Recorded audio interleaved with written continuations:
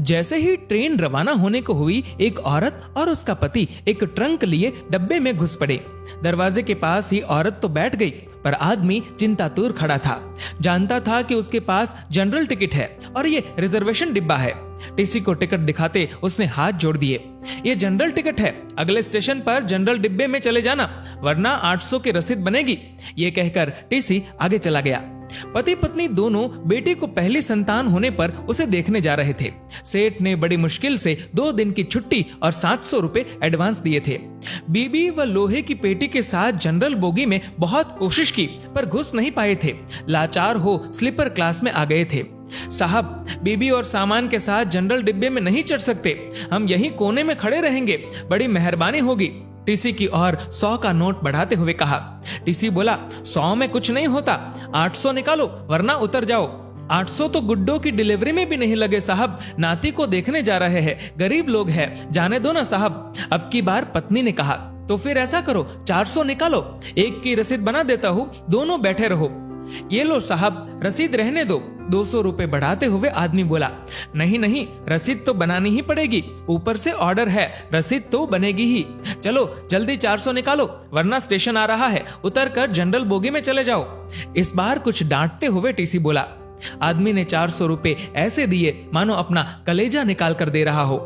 दोनों पति पत्नी उदास रुआंसे ऐसे बैठे थे मानो नाती के पैदा होने पर नहीं, उसके शोक में जा रहे हो। कैसे एडजस्ट करेंगे ये 400 रुपए? क्या वापसी की टिकट के लिए समधी से पैसे मांगने पड़ेंगे? नहीं नहीं, आखिर में पति बोला, 100-150 तो मैं ज्यादा लाया ही था, गुड्डो के घर पैदल ही चलेंगे, शाम को खाना नहीं खाएंगे, 200 तो एडजस्ट हो गए। और हाँ, आते वक्त पैसेंजर से आएंगे, 100 रुपए बचेंगे। एक दिन जरूर ज्यादा लगेगा, सेठ भी चिल्लाएगा, मगर मुन्ने के लिए सब सह लूंगा। मगर फिर भी ये तो 300 ही हुए।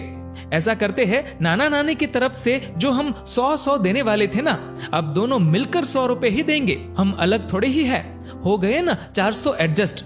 पत्नी ने कहा, मगर मुन्ने के कम करना। और पति की आंख से आंसू छलक पड़े। मन क्यों भारी करते हो जी, गुड्डो जब मुन्ने को लेकर घर आएगी तब 200 ज्यादा दे देंगे। कहते हुए उसकी पत्नी की आंख भी छलक उठी।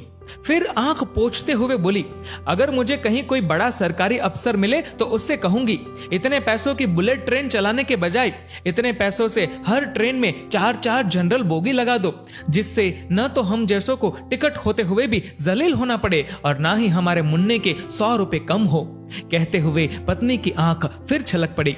पति बोला, अरे पगली, हम गरीब आदमी हैं, हमें वोट देने का तो अधिकार है, पर सलाह देने का नहीं, रो मत। विनम्र प्रार्थना है, जो भी इस कहानी को सुन चुका है उसे इस घटना से शायद ही इत्तेफाक हो, पर ये कहानी जरूर शेयर करे। आपके एक एक शेयर से शायद रेल मंत्रालय जनरल बोगी की भी परिस्थितियों को समझ सके। उसमें सफर करने वाला एक गरीब तबका है जिसका शोषण हमेशा से ही होता आया है। जीवन का एक सच ये भी है कि बड़े लोगों की छोटी बातें भी बड़ी खबर बन जाती है और गरीब लोगों की बड़ी बातें भी छोटी बनकर दब जाती है। दोस्तों, इस कहानी को लेकर आपकी क्या राय है, नीचे कमेंट करके जरूर बताएगा। और अगर आपको ये वीडियो अच्छा लगा तो इस वीडियो को लाइक करिएगा, शेयर करिएगा ज्यादा से ज्यादा लोगों तक। और ऐसे ही और भी इंस्पिरेशनल वीडियोस के लिए सब्सक्राइब करें हमारे YouTube चैनल को और Facebook पर फॉलो करें हमारे पेज को। धन्यवाद।